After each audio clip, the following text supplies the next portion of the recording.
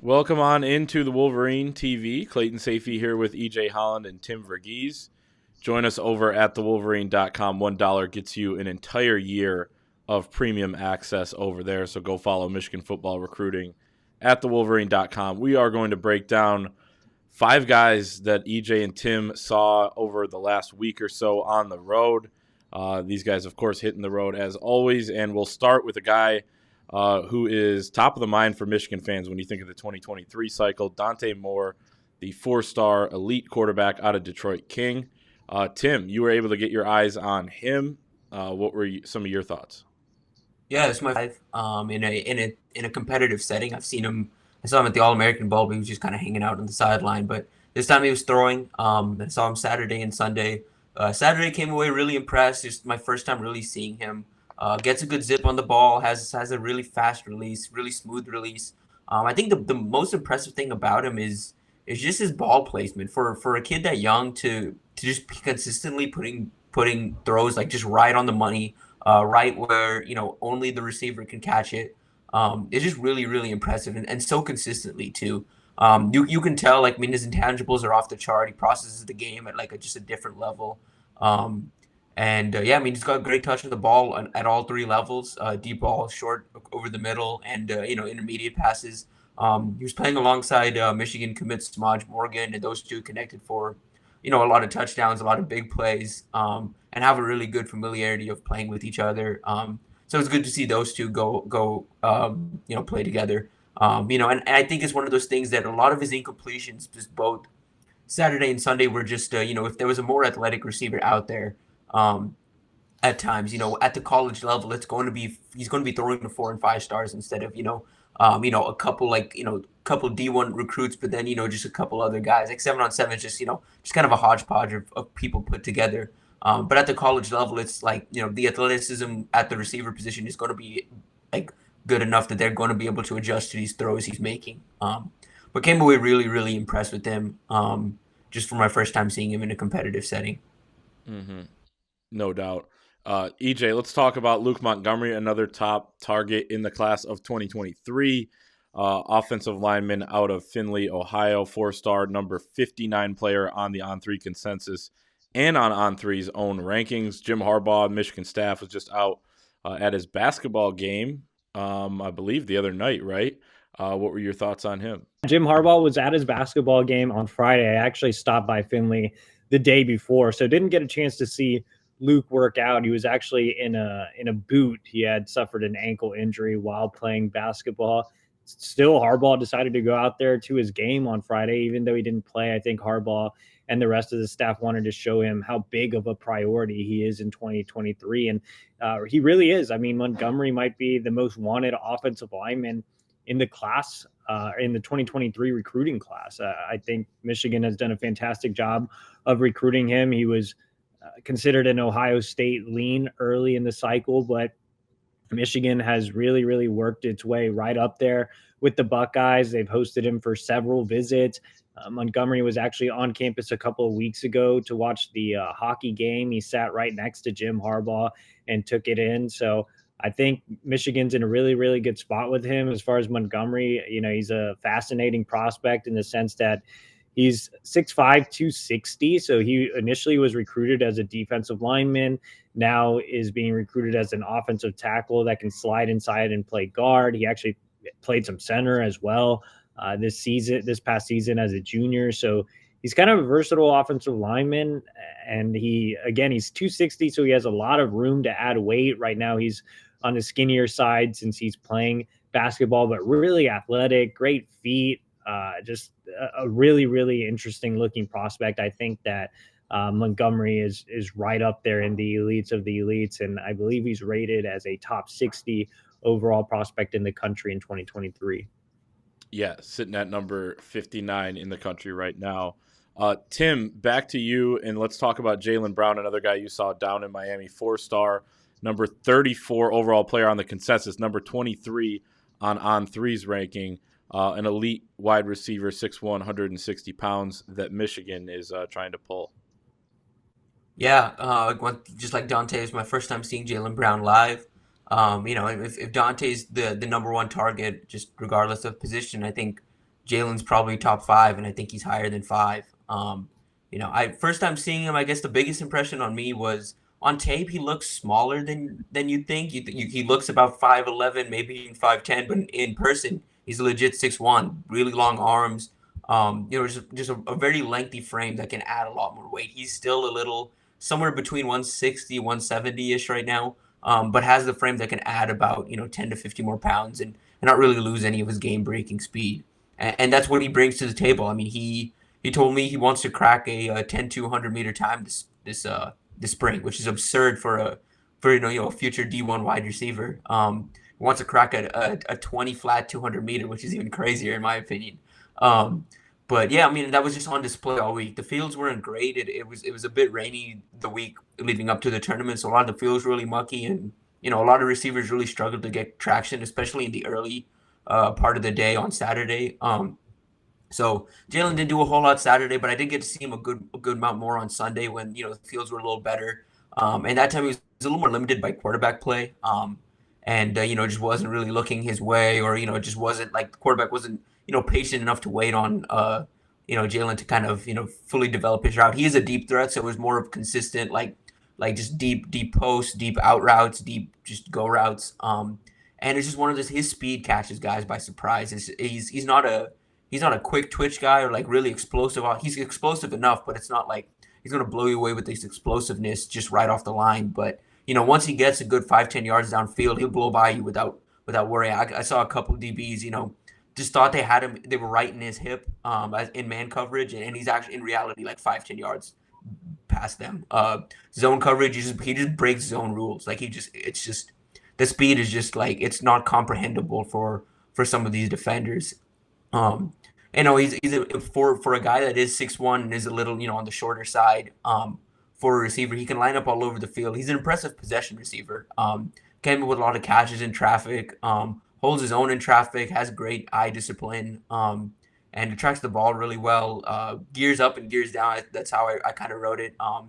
He can turn it up another gear to catch up to a ball, but he can also gear down pretty gradually to like slow down and catch up to a ball without and turn it right back on as soon as the ball's in his hands. So really, really impressive player. I'm looking forward to seeing more of him. Hopefully get to see him live in the pads here in the fall, because he is more dominant in that, and it's around a team that he's more comfortable with. So the touches do come a little more frequently in the fall.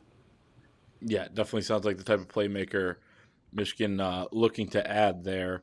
EJ, let's talk about another offensive lineman, one of my favorite guys in the class, Amir Herring, the 4-star offensive lineman out of West Bloomfield High School, number 221, player on the On3 consensus. Nicest kid off the field, and then he kind of has that mean streak on the field, which is the perfect balance for an offensive lineman. Talk about Amir Herring. Yeah, Amir Herring out of West Bloomfield, obviously where Ron Bellamy coached, so he has a great relationship with Bellamy. He's been to Michigan on a number of different occasions. He's a really smart kid that actually wants to be a medical doctor, so he values Michigan education. He's been considered a Michigan lean for more than a year, but Herring is continuing to take his time. He recently visited Penn State, recently visited Nebraska. There's some other Big Ten schools that are involved as well that he's interested in. So he wants to at least give other schools the opportunity to recruit him. But I think at the end of the day, it's hard not to see Herring in the class unless he just completely waits it out and Michigan runs out of spots, because they are in on several highly touted interior offensive linemen. But that's what Amir is. He's a bully as a guard. He can play center as well. Like you said, just a really nice, smart kid off the field. Once he gets on the field, he plays with a mean streak. He's physical. He has really good technique. I saw him go through some drills in the gym this past week when I went out to see him. And he's just so technical. He has a really high football IQ, which, complements his smarts off the field. And I really like Amir. He's, I think, rated as the number 247 overall prospect in the country. I don't know how I know that off the top of my head, but he is a guy that I feel is even a little undervalued at that ranking. I think he's a guy that's a top 200 prospect. So I'm really high on Herring. he's obviously very high on Michigan. The Wolverines just need to seal the deal. They already have a commitment from his teammates, Amaj Morgan, who told me he was actively recruiting him. In fact, when I was at West Bloomfield, Samaj was kind of bugging Amir a little bit and making him throw the M in the picture and stuff like that. So I think Amir and Michigan obviously have a ton of mutual interest. And interesting note as well, Amir Herring is actually, I believe this is correct, Amir Herring is a cousin or is somehow related to Dante Moore. So there you go. Jeez. So that's quite the connection there. And yeah, they could pair up obviously in college. It's funny you talk about him being a lean for over a year. When we were at Sound Mind, Sound Body, last summer, and the whole Michigan staff was there and everything, him and Devontae Miles, who was once committed to Michigan, kind of going at it a little bit, which shows that mean streak he's got, and they were getting pretty aggressive. And there were people on the side saying, calm down, you're both Michigan commits. So it's kind of a running joke that like Amir Herring is just such a Michigan lean, for so long. But obviously one to watch there along the offensive line. As you said, there's a lot of top offensive linemen they're in the class of 2023. Tim, let's finish off this video with Cormani Mclean, 5-star plus on the On3 consensus, the number 3 player in the country according to On3, number 1 cornerback in the country, number 1 player in the state of Florida. Obviously, I'm guessing you were quite impressed by him as well. Yeah, like I said, this is a loaded tournament, multiple 5-star quarterbacks, and yet the best player at the event was Cormani Mclean. This may be a new name for Michigan fans. We haven't really talked about him a whole lot. But, if you follow recruiting, this is a name you should know. He's a 5-star plus player, like Clayton mentioned, number 1 cornerback in the country. And earlier this month, he announced that, Michigan is going to be one of the schools that he visits this offseason. And there's a lot of Michigan interest there. I still don't see a world where, it is possible. I'm not going to say I don't see a world, but it's going to be tough to pull him out of Florida, in my opinion. Florida's really pushing hard. Miami's pushing hard. Florida State's pushing hard. His former teammate over at Lake Gibson, Sam McCall, did wind up at Florida State, and those two are very close. So, it's going to be tough to pull him out of the big 3 in Florida. But, he said he grew up watching Michigan. Didn't go as far to say he was a fan, but he did grow up watching a lot of Michigan football. Really intrigued by, the opportunity at Michigan. Steve Clinkscale talks to him every single morning.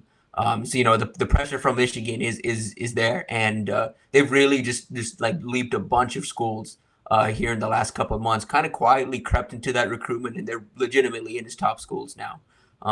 As far as the on-field performance, he's big. Like, he's 6'1", very lanky. So, obviously we'll have to fill out that frame a little bit, but he's on the taller end of 6'1". I think when it's all said and done, I think you could list him at 6'2", maybe even 6'3". He's a bigger player. He's got a longer frame, longer limbs than I think even Will does. Very, very long limbs. And I think the most impressive things, like I mentioned earlier, the fields weren't great, and yet Cormani didn't let up a single catch all weekend. And he played like 5 or 6 games, which is really, really impressive. And he played every single snap on the defensive side of the ball in those games, which is really, really impressive.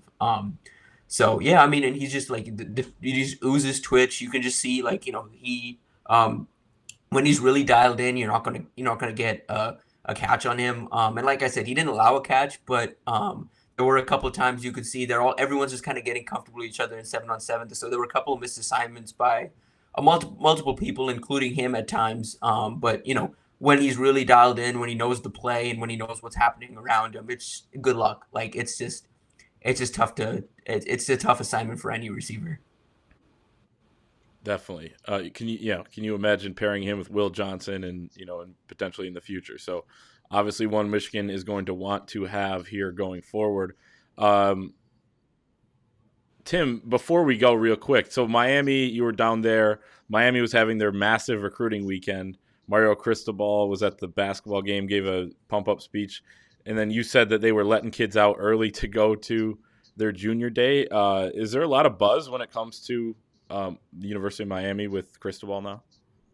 Oh, yeah. That is something I heard all week. For some guys that don't have Miami offers, they were like, it's not all that. But, it's more of just like a butthurt of like, I don't have a Miami offer. But for the guys that have Miami offers, Cristobal is making moves. And I think what's most impressive is something I didn't even realize until recently. He still hasn't hired an offensive coordinator or defensive coordinator. So the fact that it's just him. Yep. So the fact they have this much buzz is a testament to what he brings to the table as a recruiter. Just kind of the momentum that Miami's building, the kind of support and the buy-in for the Miami community. Like I mentioned before, Jalen Brown. We didn't really touch on his recruitment a whole lot, but I think it's Michigan and Miami right now. Those are the top two for him. They've really enjoyed their visits to Michigan, but he is from Miami. He's a Miami kid. He visited Miami again this weekend. Has had extensive conversations with Cristobal and the rest of the staff. Michael Irvin's kind of pushing for him to go to Miami too a little bit. So there was a cool picture of him and Michael, and he is about to put his size in perspective. Him and Michael about eye to eye, which is just a testament. And kind of that's where Jalen stands. That's like I was saying earlier, how on film he looks a little small, but he's not small at all in person. But yeah, Miami's got a lot of buzz. I mean, they're pushing for. And it's going to be a name that keeps popping up when we talk about Michigan recruits, because Michigan is recruiting Florida really hard. And Cristobal, even more than the skill players, he has a lot of success in the trenches on both sides of the line. And there's just a lot of D linemen and offensive linemen Michigan's after that Miami's also after. So they're going to be a name that we're going to have to keep an eye on. But again, Michigan still has the on-field performance to back kind of their recruiting prowess as well. Miami doesn't have that just yet. Will they have that? We'll see. We'll find out. But yeah, Miami is a school that I think Michigan fans just be wary of. Just keep an eye on Miami moving forward, because there is a lot of buzz there. Yeah, I just thought that was interesting with being, down there, loaded tournament, a lot of Michigan recruits, but obviously a lot of Miami recruits as well. But good stuff there. That is our video for today. Head to thewolverine.com for that $1 deal. Gets you an entire year over at thewolverine.com. So go and do that right now.